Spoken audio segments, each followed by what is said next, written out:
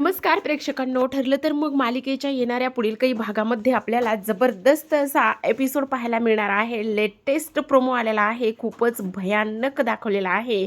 काय ते जाणून घेऊयात, पण त्याआधी चॅनलवर नवीन असाल तर नक्की चॅनलला सबस्क्राईब करा.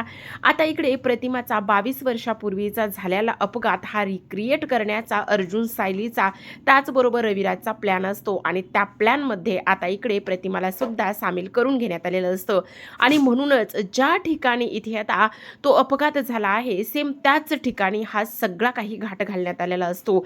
आता इकडे मात्र महिपत समोर असतो. महिपतच्या हातामध्ये एक गन असते आणि तो प्रतिमाला म्हणत असतो, 22 वर्षापूर्वी जो अपघात घडून आणला तो मीच होतो आणि मीच तुझा अपघात घडून आणला आहे. आता जे 22 वर्षापूर्वी झाले ते पुन्हा एकदा होणार आहे, कारण तुझी मेमरी पुन्हा परत येत आहे. त्यामुळे मला आता तो धोका इथे पत्करायचा नाही, असं महिपतचं म्हणणं असतं.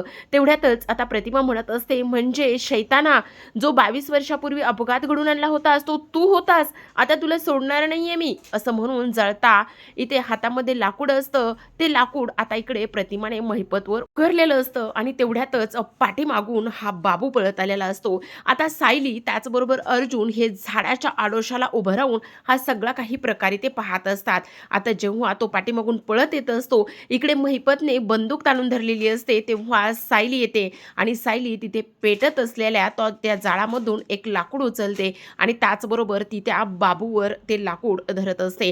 तेव्हा आपण पाहतो की आता महिपतला जो त्याचा विश्वास होता किंवा इथे प्रियाने सांगितलेलं होतं की हे अर्जुन आणि सायली करत असावे, ते मात्र आता इथे त्याला खरं वाटत असतं. आता इकडे आपण पाहतो की सायली आणि प्रतिमा पाठीला पाठ देऊन उभे असतात. एका बाजूला बाबू तर दुसऱ्या बाजूला महिपतने बंदूक ताणलेली असते आणि सरते शेवटी प्रेक्षकांनो, आता इकडे महिपतने गोळी झाडलेली असते. तर आता कोणावरती गोळी झाडलेली असेल, नेमकी ही गोळी सायलीला लागलेली असेल की प्रतिमाला लागलेली असेल, का ह्या गोळीमध्ये बाबू ठार झालेला असेल, असं वाटतंय प्रेक्षकांनो की ही गोळी नक्कीच सायलीला लागलेली असू शकते. कमेंटद्वारे अभिप्राय कळवा.